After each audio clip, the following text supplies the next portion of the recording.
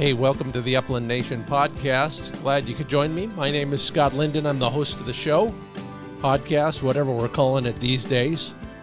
Also the host of Wing Shooting USA, the TV show. Hope you're watching it. By the way, thanks for everybody who watches on Pursuit. Set another ratings record last month, so thank you. You can still watch it on Amazon Prime. We're off Pursuit for now. Anyway, big podcast in store for you. I'm going to extemporize on a couple topics that I think are near and dear to your hearts, if my memory serves. The first is lost dogs, how to find one and how to keep them found in the future. And then the second half of our podcast will be my pet peeve. How is the best way? What is the best way to recruit new hunters? Some great ideas out there from you all and some organizations and that sort of thing. And I'm going to give you my own thoughts on that and how we might be able to actually turn it into more hunters. And I'll be glad to explain why that's so important. So stick around if you have thoughts on either of those topics. I hope you learned something, and I hope you come away with more motivation in both of those, to keep your dog found and to bring a newcomer along in the field. We are, of course, in the podcast studio outfitted by Cabela's, and there will be a little bit of other things on the podcast as well, from some public access advice, some dog handling tips, and a little bit of everything else. So if you enjoy the podcast, I sure appreciate your subscribing and particularly rating or reviewing the podcast wherever you get it. Stitcher, Apple, whatever they're calling it these days, Apple Podcasts, or anywhere else. Well, you got to have hope. That's the kind of the only thing we have going for us right about now. Although the leashes are being lengthened by the day by our governors, we still have a long way to go before hunting season, and it might be weird, it might not be weird, but it's a ways off, and in the meanwhile, we got to get ready for it. I'm doing some travel planning right about now. So far, Nevada, Idaho, South Dakota, and probably Montana on my list, but I'm a lucky guy, and this is my day job, so I can pull off a little bit more of that than maybe you can.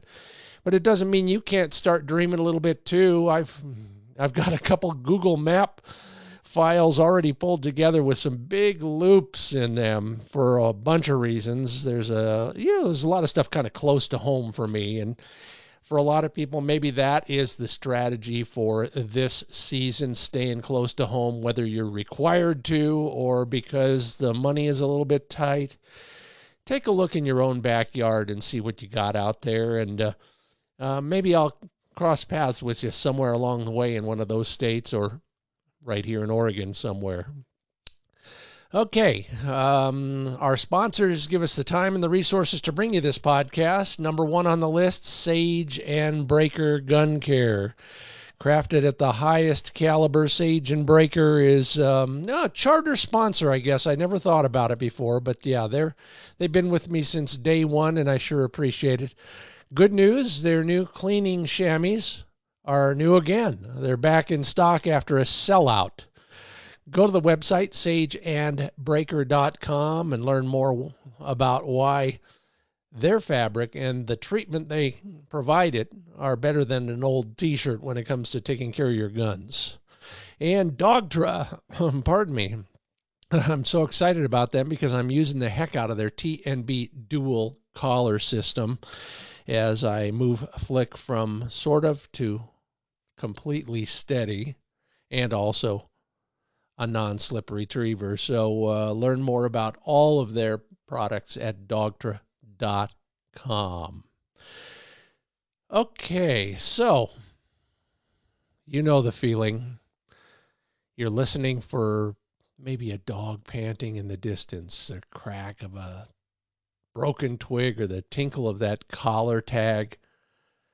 Unfortunately, you don't hear it. You turn around, still don't hear it, and start wondering, which way was that guy going when I saw him last? And why didn't I call him back a little sooner? And, pretty soon you're realizing that, well, there was a whole bunch of things you could have, should have, would have done, but you didn't, and your dog is lost. So you're yelling, you're looking into the distance, you're blowing your whistle, and pretty soon it's too late. He is absolutely, completely, and totally gone. It doesn't need to be a hunt either. Had a next door neighbor who lost their dog, and I guess the good news out of all of this, and maybe I should start with it, is never give up. Your hunting partner is valuable not just as a tool in the field, but as a companion the rest of your days throughout the season. In our case, the neighbor lost the dog literally yards from the backyard, but, we live along the border with 1 million acres of public land, so who knows? It's full of coyotes. It's got a mountain lion here or there. You go a little bit up the hill, and there's a few bears, but mainly it's the elements. And old Tala was 12 or 13 to begin with. God knows where she went, but we mobilized. The neighbors were out. We did a grid search. The whole Magilla, still nothing. Posters, well, you know the whole thing, and I'll talk about more about that in a minute. But the good news is 2 weeks later and 24 miles away, she shows up. None the worse for wear, and that could probably be the inspiration for every search that we have to make when we lose a dog as well. So keep the faith. Your dog wants to be found as much as you want to find him or her. So don't panic when you realize your dog is out of sight and out of hearing range. Don't get mad at him. It's not the time to be mad, because a dog will probably not come back to a mad owner, or anybody else for that matter. Now's the time to implement a plan. And here are some of the things I've learned over the years. Luckily, not because so many of my dogs have been lost, but I have had a few. Maybe I'll tell you one of those stories down the road as well. But before you go into the field, my first bit of advice. For a whole bunch of reasons, when I leave the truck these days, the first thing I do, the last thing I do before I leave is I put down a bowl of water. I put it in what I hope will be the shady side of the truck when we get back.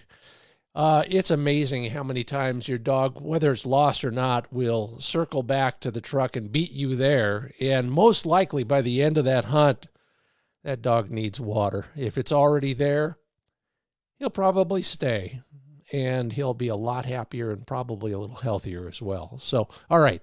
So we lost our dog. Who you going to turn to? Really, what does it amount to? Well, you got some friends in the field, I hope. And if you don't, maybe you do back at the parking area, and maybe they're kind-hearted and they've been there and done that, and they will also join in the search. So step one, a hasty search, just like the search and rescue guys do for human beings. Get everybody into the field and spread out. Now, I leave the other dogs on the ground, and here's why. Number one, they'll cover a lot more territory. Number two, a lot of times a scared dog, a confused dog, will look to another dog that it's familiar with as kind of a salvation, and maybe follow it back, especially if it's hiding or something like that. And we've run into that on searches before. A dog is not really far away, but it's, for some reason, it is just hunkered down, and you'd never find it on your own, but another dog might. They're called hunting dogs for a reason. So get everybody out into the field. Develop some sort of an organization, spread out, but not too spread out. And if you're lucky, you have cell phone coverage or you have radios or something like that. Now, remember that a lost dog is often tempted by some intriguing smell that comes from upwind. So the first search I would make, you got it. That's right. Just like you're looking for birds, because that's what your dog was doing. Head into the wind. It's a good chance that'll be the same direction your dog went. Now, it may not be birds. It probably is not. It might be an antelope. It might be a dead cow. It might be, who knows, coyote for that matter. But more than likely, that dog has been tempted by smell more than anything else. Now, if he breaks off that search for whatever that intriguing, delicious smell might have been, he's probably going to circle back. So stay in the area if you can for a while. And remember, a friendly dog might bring him back sooner than a friendly human. During your search, stop and listen.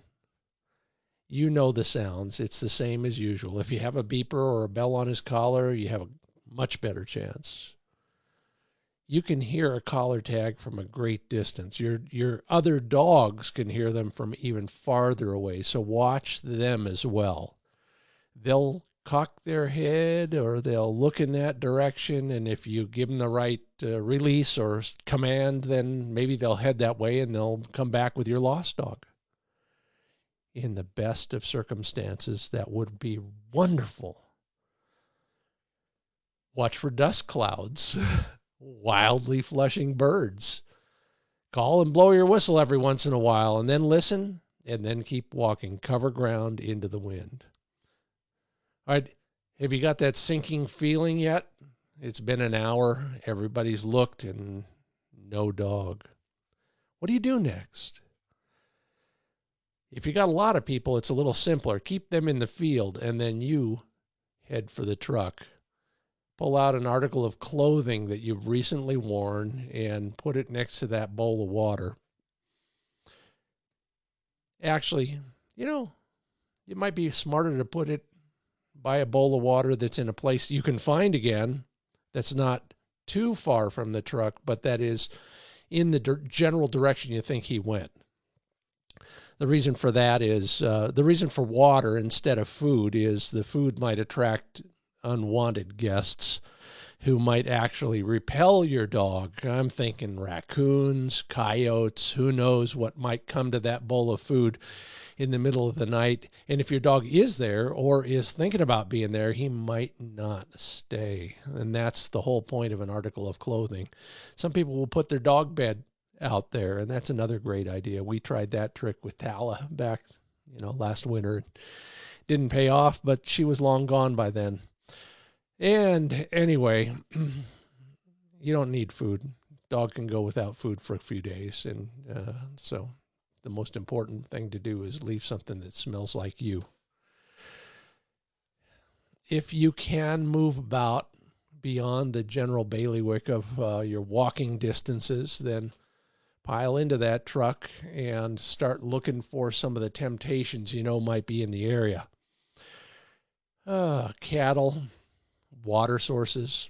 If there's a ranch home nearby or a farm or something, dogs are naturally curious, and they'll, especially if they're confused, they'll go to something that may be somewhat familiar. If in your hunting time you passed a carcass of one sort or another, go back and check it again.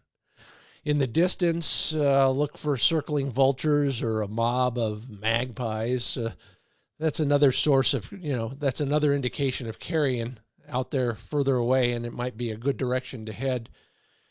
We've all found a dog rolling in whatever that thing was when it was alive. It's unidentifiable now, right? Okay, so we've done that search as well. I'm Scott Linden. You're listening to the Upland Nation podcast, hoping that you won't ever have to do these things, but it seems like it is a big worry for a lot of us, and so I thought it would be time to kind of outline some of the steps that I've developed over the years in talking to all the pros. So here we are, back to it, step 3. Yeah, spread the word. In the back, underneath the passenger seats in my pickup truck is an envelope, and it's got a whole bunch of posters in it. Have a picture of my dog, has my cell phone number, and the big word lost in bold capital letters. I also have a bunch of thumbtacks, some duct tape, and other things so that I can put those up everywhere in the area. If there's unreliable cell phone coverage, obviously put your landline phone number on there if you have one as well. And ask everybody to keep their eyes peeled. Reach out to local veterinarians, UPS drivers, mail carriers, the propane guy as he goes by. Flag them down. Most of them are kind-hearted folks and will be glad to help. Don't forget to check the local animal shelters, law enforcement, conservation, wildlife refuge guys, things like that. Staff will be in the area, even if their office is way out in the distance. So make the call, let them know. Maybe you can email or message them with more information, including that photo. All of that kind of stuff, hopefully, will get the word out fast and things will get better. You ever lost a dog?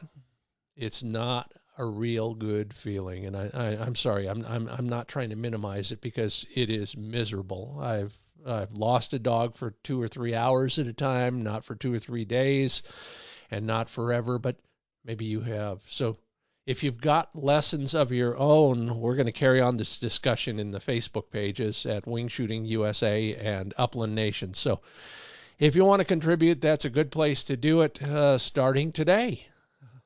All right.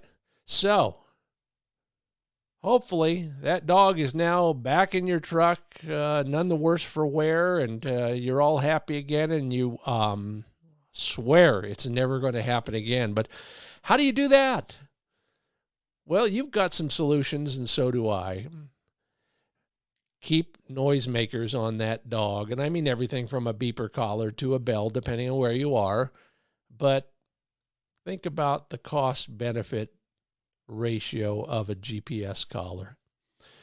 It saved me and Flick.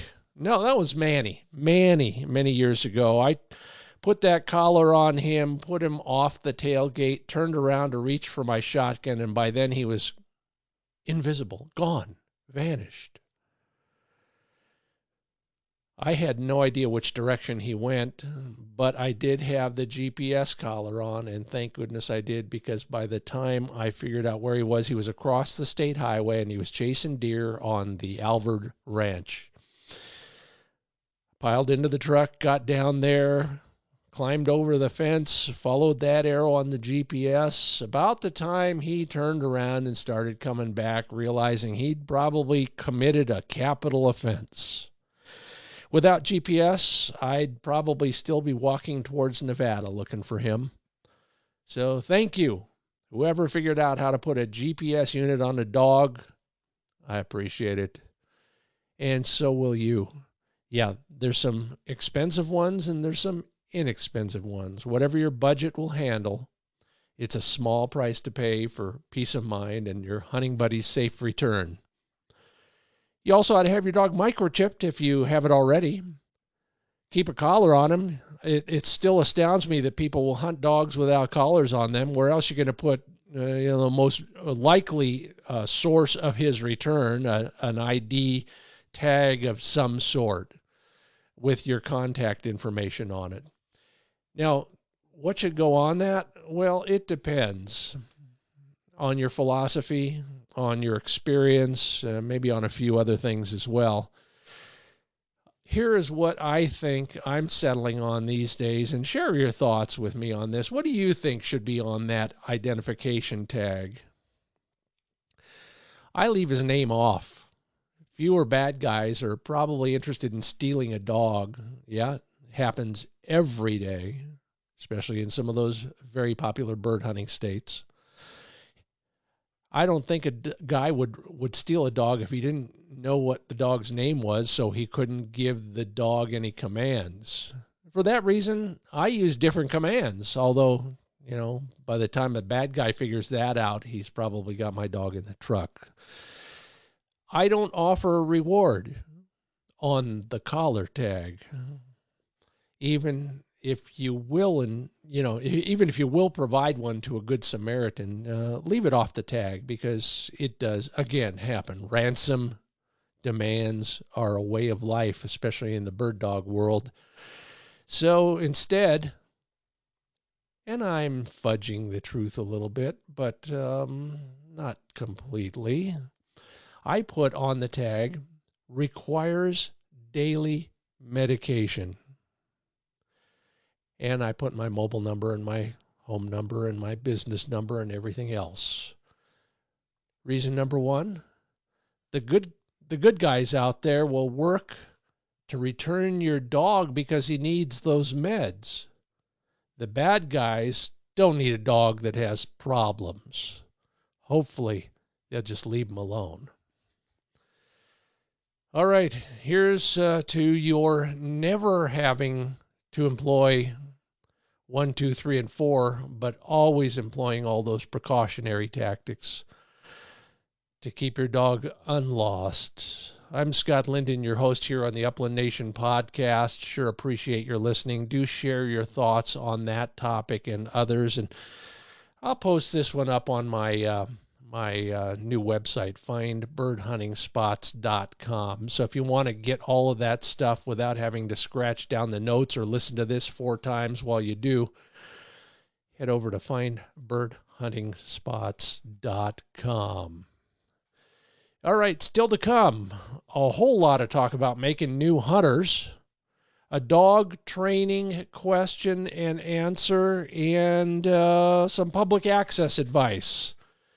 But first, let's talk a little bit about your dog food choices. Dr. Tim Hunt, veterinarian, sled dog competitor, drtims.com. drtims.com is where you learn more about him, but more importantly about his dog food. 30% off your first order if you use the code Upland Nation. Now, Tim knows a little bit about how dogs perform and how you can fuel your dogs for high performance. Energy density is the key, and he has formulated a number of different varieties to meet your dog's metabolic needs according to the activity level and life stage. Learn more about them and get that 30% off your first order at drtims.com.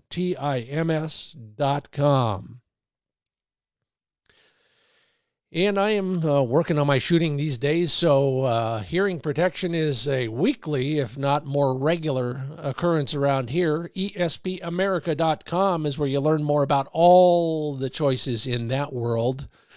Some of the things I love about my electronic shooters protection, digital hearing protection devices. Custom fit, completely custom fit. Now that does 2 things. Number one, they're comfortable to wear. You barely know you're wearing them. And they completely and totally close off your ear canal from all those bad sounds, i.e. gunshots. 100% protection. They block out all the bad stuff. Another cool thing about getting a custom set of earplugs, they put your name on them. You always know whose are whose, and hopefully you don't lose them, but if you do, well, somebody's going to return them. espamerica.com, that's where you learn all about the choices, the prices, and everything else. Tell Jack Homa I sent you.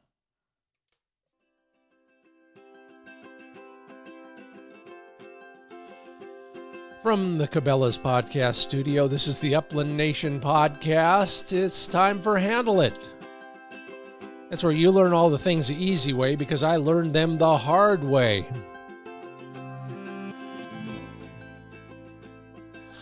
How do you ensure that your dog stays on point once he slams into one behind a big covey of bobwhites? Or the one pheasant you found that day? Well, Bob Ferris, renowned trainer and NAVHDA judge years ago, convinced me that there's 2 stages to a point. There's the instinctive stage. Most well-meaning, well-bred bird dogs are going to slam a point when they get into the scent cone of a game bird. And then there's the obedience part. Because as you well know, a dog only points to get ready to pounce. If you're not around, He's going to pounce unless you've trained him well. And the nexus there is when instinct stops and obedience takes over. Bob's suggestion is the moment that dog figures out that you're in the picture, literally or figuratively, he should understand that it's now an obedience command. Whatever the cues, the smell of the bird, the sight of the bird, you're yelling that magic word, whoa. You're praising him, stroking him, maybe you're putting a little pressure on his flank. All of those things really are the whoa command. And if the dog understands that, he's probably going to hold longer.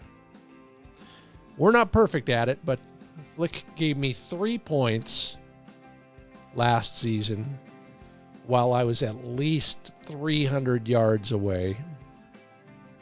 And he held them till I stumbled, tumbled, and grumbled my way out there. Actually shot a bird on 2 of those occasions. So thank you, Flick, for being a good boy. Okay, so here we are, the Upland Nation podcast, my pet project, and I've been doing this kind of stuff for 20 years on TV, and before that I was doing a little bit more of it on radio. But you know, the whole idea of making new hunters is critical for a bunch of reasons. And you know, I'm not going to lecture on all of that, but I am going to point out a few things. The bad news is in the last 20 years, we lost 50% of the Americans who hunted. At this point in time, only 4% of us go hunting. We're losing hunters every day to aging out. Other distractions, whether it's, you know, too much other things to do or, you know, peer pressure or whatever. We've got to recruit new hunters. The reason is hunters are truly the powerhouse behind conservation of all sorts. Now, it's true also on the angling side. So if you're an angler, and so am I, you got the same credit coming on your side. You know how we power that conservation? In large part, it's the stuff we buy. Yeah, you know, the usual suspects, hunting license, the permits that come along with it, any tags and things like that. But mainly, thanks to legislation that is called the Pittman-Robertson Act, it's an excise tax on guns and ammo, 10 or 11%, depending on the type of gun, depending on the type of ammo. 10 or 11% is assessed at the wholesale level by somebody way back there in the warehouse. We never see that tax, but it goes to the feds, and the feds dole it out to the states based on how many hunters there are in each state. You want to support conservation? I don't care if you're a Buddhist, a Democrat, a vegan, or anybody else. Buy a gun. That's where the money comes from. And it's billions and billions of dollars. And just for the record, hunters went to Congress and asked for that tax. Now, things are changing right about now. It's very fluid, but the Land and Water Conservation Act may pass and get permanently funded as part of the whole sportsman's thing that's going on right now in Congress. That would be great for conservation. It would fund a whole bunch of other new stuff, and that money comes from a tax on oil and gas development. So far, though, not permanently funded. All right, we pay for almost everything. In my state, that money from Pittman-Robertson Act is 80% of the state's wildlife budget. And it pays for everything. You know, golden-throated warblers, grebes, pheasants, bears, everything. Not just huntable game. Okay, end of lecture on where the money comes from. Oh, I'm sorry, I missed out. Also, that excise tax is assessed on bows and arrows. Guns and ammo, bows and arrows. There's a song title somewhere in there. But nothing else. So the mountain bikers aren't paying, backpackers aren't paying, the bird watchers aren't paying, the hikers aren't paying. You and I are, and our friends in the bow hunting world. Now, congratulations, and you are all doing it. I know you are because I ask you all the time. Pat yourselves on the back. You're all taking newcomers hunting, and I sure appreciate it, and so does the resource. Many organizations are now getting involved in everything from, a youth hunting day to a workshop here and recruiting kids from the inner city or women or whatever. Those are all great. I love them all, and I wish you well. There are some obstacles, and I'm not going to delineate all of them, but you can draw some conclusions. If you're an inner city kid from a single parent household, how much time, money, access are you going to have to hunting? I've got a theory. Let's say your dog is on point. You're in bobwhite country, but right on the border. You go in on that point and 14 birds get up. 13 are bobwhites. 1 is a ringneck pheasant. The bobs are going every which way, jinking all over the place. The ringneck going straight up, slowly. Which one are you going to shoot at? So who is our pheasant among the quail? Well, people like us. And by us, I mean you and you and you and you. And you too, yeah. Just because you're not like him doesn't mean you don't know people like you. Our peers are our best recruits. Perfect example, me. Got a dog, didn't know it was a bird dog. Neighbor down the street said, "Hey, nice bird dog. Let me show you mine." He figured out real soon that I was interested. But it took somebody else who saw some interest in me to bring me along. Neighbor, co-worker, guy you sit next to in church, doesn't matter, member of your Rotary Club. Those people from all walks of life who are like you have a leg or two up on every other potential recruit. Now, I know in my case, I'd understand if you wouldn't want to join a club that would have me as a member, but look beyond me. When it comes to recruiting, it's worth a little bit of effort. Family member, yeah, they're like you, and they're also right there. Classic. Neighbor. I mentioned a whole bunch of those. There's a whole lot of opportunity in that world. We can't keep it a secret. If we do, there will be no hunting. And that's even in the short term. I had this discussion on Facebook a few weeks ago. Somebody said, quit sharing advice on how to find places to hunt. We don't need any more people in the field. Well, that guy clearly needed a lecture. And I tried to be diplomatic about it, but I reminded him that the reason he has access to public land is because of all those excise taxes we all pay on purchases that we all make. And if we quit buying stuff, then we won't have access to that land because the land won't even be there anymore. And then in the short term or the long term, he's SOL. I don't like to share a field with anybody I don't know any more than you do. But looking at it more globally, on a wholesale level, if you will, we do need more hunters. And it's good for the resource. It's good for the sport. Ultimately, that means it's good for us. Thank you for listening to this lecture. I'm just getting warmed up on this one, and I appreciate your kind attention. As I said, what we're looking for is the lowest hanging fruit. Our friends, colleagues, neighbors, relatives, our peers. They already get us. Everyone who's listening, you know this. You got a friend who's at the same economic level. He understands, he's mature enough maybe to understand that food comes from animals, and he's not put off by that because he's your friend. He understands. You do that.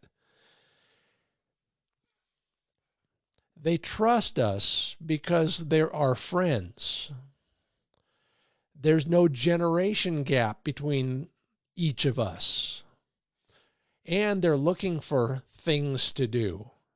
Now, as we age, all of those things times 2, plus a few others I won't get into because then other folks get mad at me because they think I'm directing insults at them. But anyway,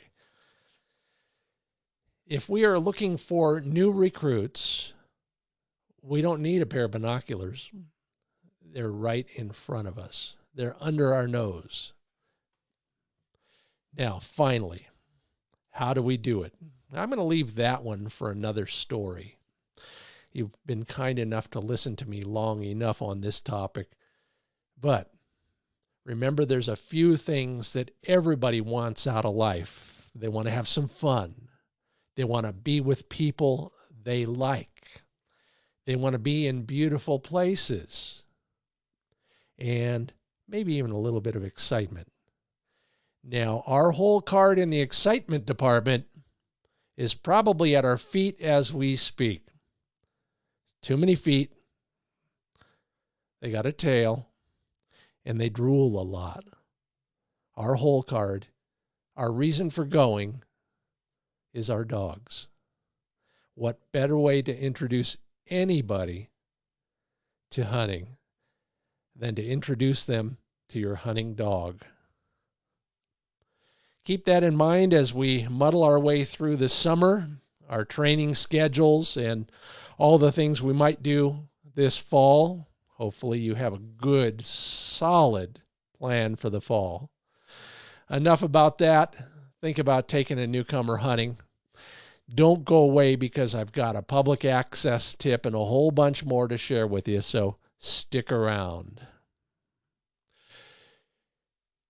Gunner Kennels is the only crate on the market to offer a built-in stainless steel tie-down system. Those pins will not pull out of the crate on impact, unlike every other crate design out there. They also have an exclusive door design, ensuring that your dog will remain in the kennel before, during, and after a wreck. And finally, they may be heavy duty and heavy, but you don't pay for that. Free shipping on all crates at gunner.com. That's my crate of choice.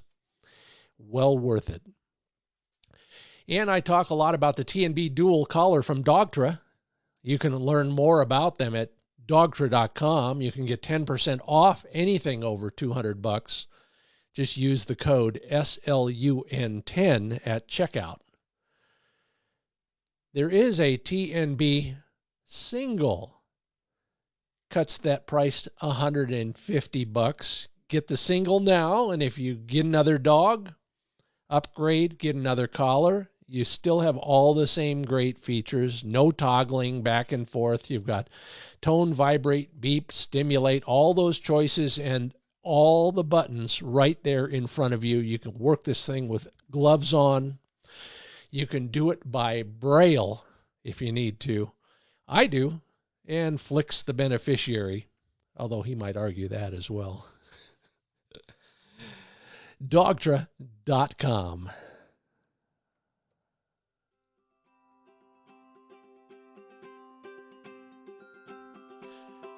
Scott Linden here, the host of the Upland Nation podcast. Thank you for listening. Hope you're learning something. Hope you're getting a little motivated about all the great stuff that comes from finding your dog again or finding a new hunting partner. They're both critical. This Land is Your Land is brought to you by FindBirdHuntingSpots.com. That's my new website. All sorts of suggestions there. And not just about places to go, but what to do when you get there or preparing for that trip. and also a chance to win a Pointer shotgun. Sign up for the mailing list.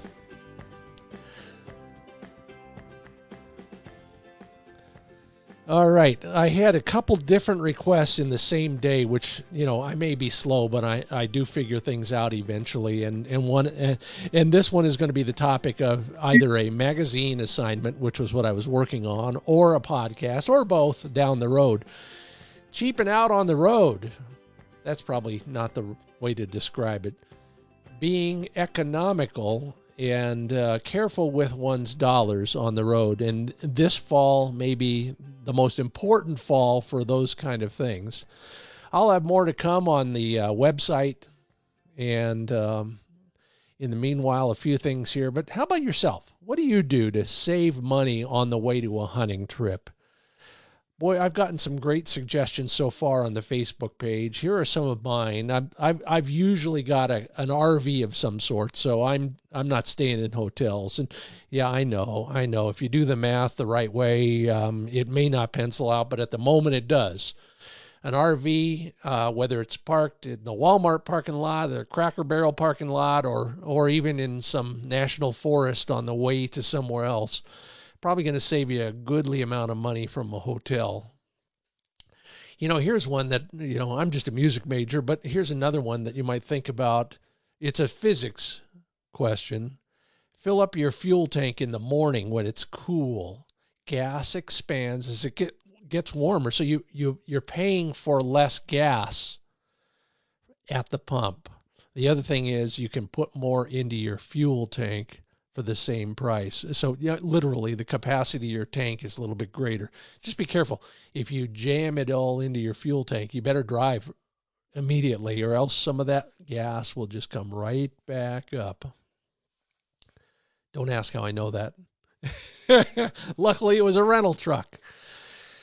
Okay, so save some money, have some more fun, buy more ammo, upgrade your dog food choice to Dr. Tim's or something.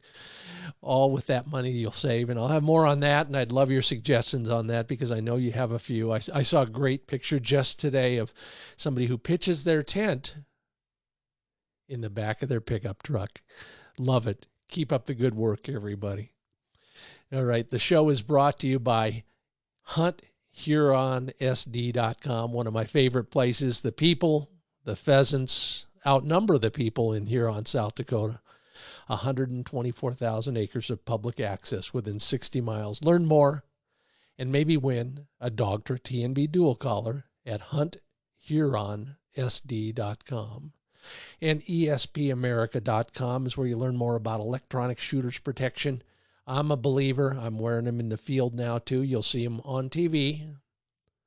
And every time I try to shoot better at the range. ESPAmerica.com.